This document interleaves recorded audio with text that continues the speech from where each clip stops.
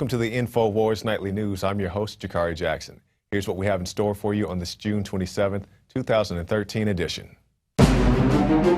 Tonight on the InfoWars Nightly News. What? Legal guns are actually saving lives and diminishing crime? Obama's own report destroys his push for gun control. Plus, Russia evacuates all personnel from Syria. Is it open season for the CIA? Then, 5 million people violated under the Stop and Frisk program. Enough is enough. All that and more on the InfoWars Nightly News.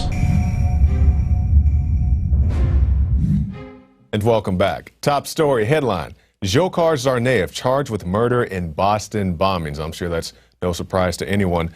A federal grand jury in Boston has returned a 30-count indictment against Dzhokhar Tsarnaev, charging him with 3 deaths in the April 15th Boston Marathon bombings and the killing of a campus police officer. The charges included using a weapon of mass destruction and also the use of a firearm resulting in death.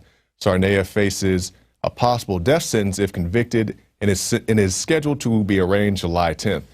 So, like I said, it's no surprise to anybody this guy would be charged. It's just, what would he be charged with? They did go ahead with the weapons of mass destruction. And, it's just not the Tsarnaev brothers. It's the other guy, the accomplice, the boxer guy, the MMA guy who got shot by the FBI, the accomplices of the younger brother.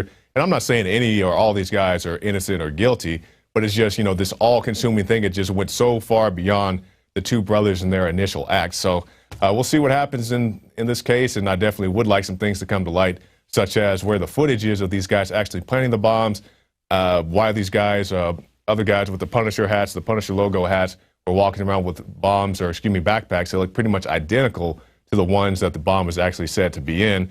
Things such as that I hope would come out in this case, but I would not be surprised at all if they didn't. We'll move on now to this analysis. Russia evacuates Syrian naval base, and why would they do such a thing? In an interview with Al Hayat newspaper, Russia's Deputy Foreign Minister Mikhail Bogdanov said, presently, the Russian Defense Ministry has not a single person stationed in Syria. The base does not have any strategic military importance. Russia Today had a similar statement, and it goes down to the social media buzz. The 2 primary opinions among commentators are that Russia has scrambled to abandon Syria and/or that, as a result, the green light has been given for possible intervention by other state actors, specifically America and its allies. Now, Russia has been a hotbed for, Syria has been a hotbed, the situation, the Obama administration giving arms to the Syrian rebels, the conflicts with Israel and so forth. So I'm not exactly sure why they would make such a statement to Russia. I'd either think, A, they're lying about pulling all their people out, or B, they really did pull all their people out because they think a situation is very, not just possible, but imminent. So we'll just have to wait and see what happens on this. Why would they evacuate a whole naval base is pretty fishy to me. So we'll find out soon enough. We'll move on to this. Why didn't Snowden go through proper channels to blow the whistle? Well, many other people have, and that really didn't seem to help at all. Numerous whistleblowers have tried to go through the, quote, proper channels to expose illegal spying by the NSA and other government agencies, but nothing changed in response to their lawful attempts. For example, when NSA whistleblower Thomas Drake tried to blow the whistle on fraud and corruption within the NSA, based on the NSA's spying on all Americans instead of targeting only specific criminals. He was prosecuted under the Espionage Act.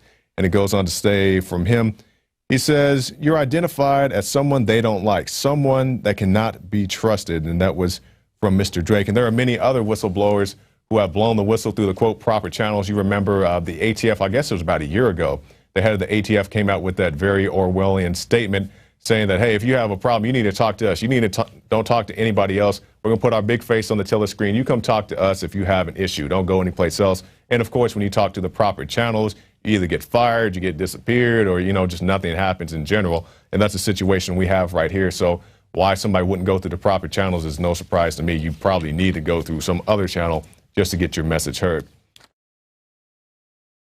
Now you can watch Alex Jones live at Infowars.com/show. You'll find links to all of our content there and a free 15-day trial for Prison Planet TV.